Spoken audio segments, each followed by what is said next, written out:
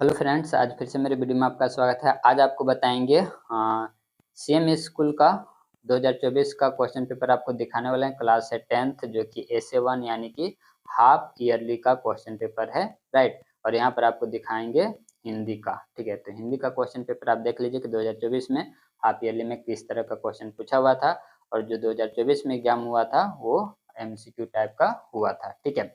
जो 2025 में एग्जाम हुआ वो आपका ऑब्जेक्टिव सब्जेक्टिव दोनों रहा, ठीक है। तो ये नहीं समझिए कि ये जो क्वेश्चन है बिल्कुल फेक है, नहीं, बिल्कुल ये ओरिजिनल क्वेश्चन है। 2024 में ऐसा ही हुआ था और ये सेम स्कूल का ही है, ठीक है। तो इसी तरह से आपको क्लास 7 से लेकर के क्लास 12 तक का आपको एसे 1 का हो गया, या फिर एसे 2 का हो गया, या फिर pre board, second pre board और एनुअल एग्जामिनेशन जो होता है फाइनल ईयर, उसका भी क्वेश्चन पेपर आपको अपलोड किया मिल जाएगा। एक ही प्ले लिस्ट में आपको मिल जाएगा सीएम स्कूल PYQ, इसी में आपको सारे के सारे वीडियोज मिल जाएंगे, ठीक है। और आपको कैसा वीडियो लगेगा आप जरूर हमें कमेंट करके बताएगा। तो ये रहा हिंदी, देख लीजिए, ठीक है। तो चलिए हम लोग स्टार्ट करते हैं। तो ये हिंदी का क्वेश्चन पेपर है। इस वीडियो में दोस्तों सिर्फ और सिर्फ आपको हम क्वेश्चन दिखाने का प्रयास करेंगे। आंसर ऑप्शन वाला है तो इसको आप खुद टिक लगाने का प्रयास कीजिएगा, ठीक है। क्वेश्चन हम रीड कर देंगे, राइट। चलिए, तो ये रहा गद्यांश यहाँ पर दिया हुआ है, ठीक है। गद्यांश से दिया 1 से लेकर 5 क्वेश्चन तक आपको इसी से करना है। ये रहा इसका, इसको वीडियो को रोक करके आप रीड कर लीजिएगा। चलिए, इसके बाद हम लोग आगे चलते हैं। तो ये रहा आपका बाकी का भी पैसेज, इसको आप अच्छे से वीडियो को रोक करके रीड कर लीजिएगा और देखिए कि आप कितना आंसर कर पाते हैं, ठीक है। चलिए, तो ये रहा क्वेश्चन नंबर 1। इसमें लिखा मनुष्य को संघर्ष करने और जीवन में सफलता प्राप्त करने का मार्ग प्रशस्त करते हैं। तो ये रहा 4 ऑप्शन, ठीक है। चलिए, इसके बाद हम लोग आगे चलते हैं। तो ये रहा क्वेश्चन नंबर 2। इसमें लिखा हुआ है प्रत्येक समस्या अपने साथ लेकर आती है। तो ये रहा 4 ऑप्शन, राइट। चलिए, इसके बाद हम लोग आगे चलते हैं। नेक्स्ट आपका क्वेश्चन नंबर है 3। इसमें लिखा हुआ प्रत्येक संघर्ष के गर्भ में एक क्या निहित रहती है। तो ये रहा 4 ऑप्शन। आपको ये सभी क्वेश्चन का गद्यांश से ही करना आपको है, ठीक है। चलिए, इसके बाद है क्वेश्चन नंबर 4। समस्त ग्रंथों और अनुभवों का निष्कर्ष है। ये रहा 4 ऑप्शन, इसको आप देख लीजिए। चलिए, इसके बाद आगे चलते हैं। तो नेक्स्ट आपका क्वेश्चन नंबर 5। संघर्ष रूपी विजय पथ पर चढ़ने के लिए क्या आवश्यक है। तो ये रहा 4 ऑप्शन। चलिए, इसके बाद है ये रहा निर्देश दिया हुआ है कि क्वेश्चन नंबर 6 से लेकर के 10 तक आपको यहाँ पर जो दिखा रहे हैं काव्यांश, उसी को आपको उसी से आंसर करना है, ठीक है। तो ये रहा काव्यांश, इसको आप अच्छे से देख लीजिए। चलिए, इसके बाद हम लोग आगे चलते हैं। तो ये रहा बाकी का भी, इसको आप देख लीजिए। चलिए, इसके बाद हम लोग आगे चलते हैं।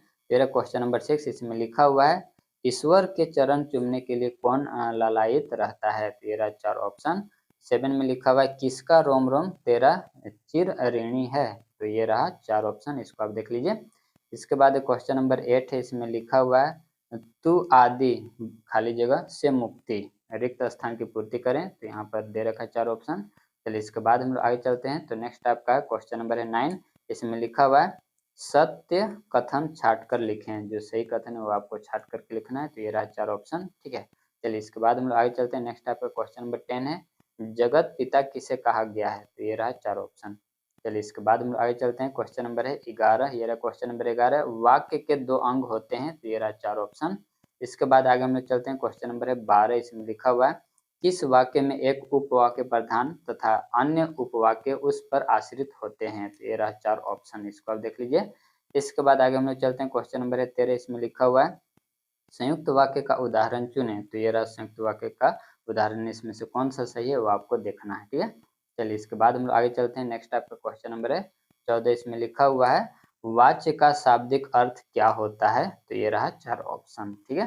चलिए, इसके बाद हम लोग आगे चलते हैं। Question number 15। इसमें लिखा हुआ है बच्चे से बैठा नहीं जाता, बच्चे से बैठा नहीं जाता, वाच्य का प्रकार बताएं। तो ये रहा 4 ऑप्शन। चलिए, इसके बाद आगे हम लोग चलते हैं। नेक्स्ट आपका क्वेश्चन नंबर है 16। इसमें लिखा हुआ है राकेश से रोया नहीं जाता, वाक्य को कर्तृवाच्य में बदलें। तो ये रहा 4 ऑप्शन, ठीक है। चलिए, इसके बाद आगे हम लोग चलते हैं। तो क्वेश्चन नंबर है 17। खंड ग आ गया और ये पाठ्य पुस्तक से। तो इसमें लिखा हुआ है निर्देश दिया हुआ है कि निम्नलिखित गद्यांश को ध्यान पूर्वक पढ़कर प्रश्न नंबर 17 से 21 तक के लिए सही विकल्प का चयन करें, ठीक है। तो इसको आप देख लीजिए, वीडियो को रोक करके आप रीड कर लीजिएगा। चलिए, इसके बाद आगे हम लोग चलते हैं। चलिए, तो अगला आपका ये रहा बाकी का भी। चलिए तो क्वेश्चन नंबर है 17। देखिए इसमें लिखा हुआ है उपर्युक्त गद्यांश किस पाठ से लिया गया है, तो ये रहा 4 ऑप्शन, इसको आप देख लीजिए। ठीक है, चलिए इसके बाद आगे हम लोग चलते हैं। तो क्वेश्चन नंबर 18 इसमें लिखा हुआ है पाठ के लेखक कौन है, तो ये रहा 4 ऑप्शन। ठीक है, चलिए इसके बाद आगे हम लोग चलते हैं।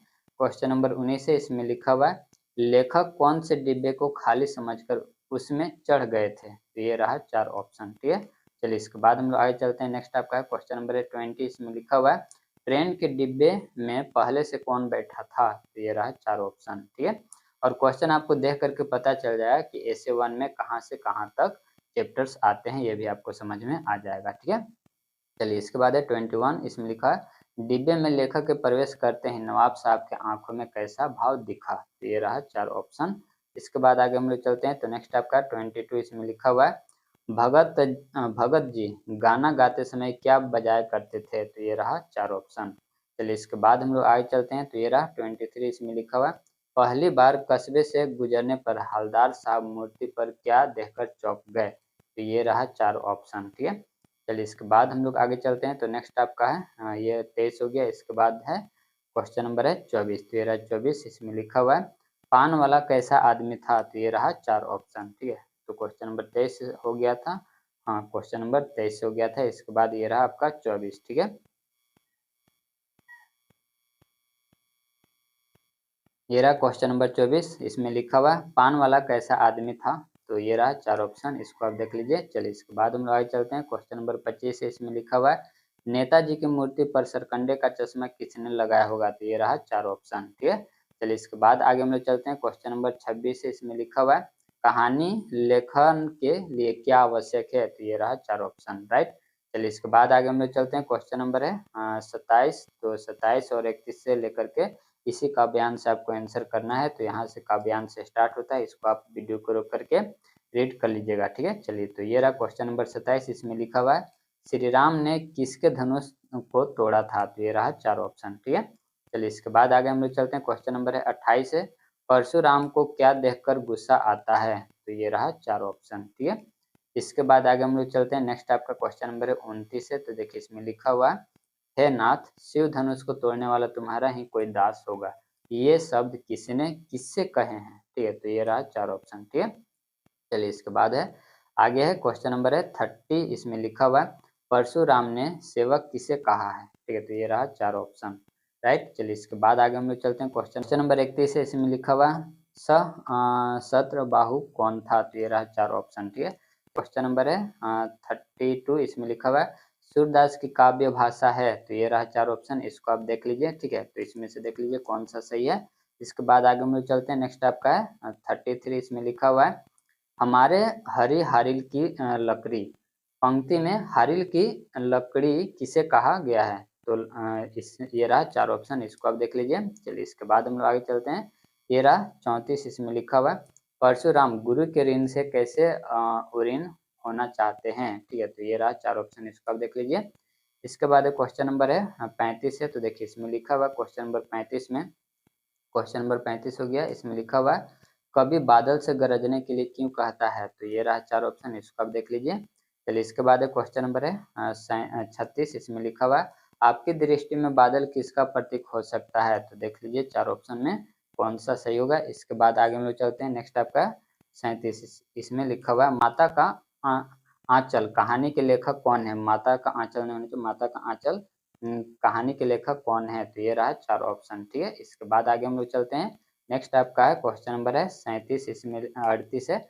इसमें लिखा हुआ जब खाएगा बड़े बड़े कौर तब पाएगा दुनिया में ठौर, यह कथन किसका है, तो ये रहा 4 ऑप्शन। ठीक है, चलिए इसके बाद हम लोग आगे चलते हैं। नेक्स्ट आपका क्वेश्चन नंबर है 39, इसमें लिखा हुआ है गुरु जी के भेजे गए लड़कों से बच कर कौन 9 2 11 हो गया, तो ये रहा 4 ऑप्शन। ठीक है, चलिए इसके बाद ये रहा आपका लास्ट क्वेश्चन। ठीक है, तो ये रहा भोलानाथ ने किसकी गोद में शरण ली, तो ये रहा 4 ऑप्शन, इसको आप देख लीजिए। तो ये था दोस्तों आपका हिंदी का एसे 1 का 2024 का सीएम स्कूल के लिए क्वेश्चन पेपर। तो उम्मीद है कि आपको वीडियो पसंद आएगा। तो चलिए हम लोग मिलते हैं नेक्स्ट वीडियो में।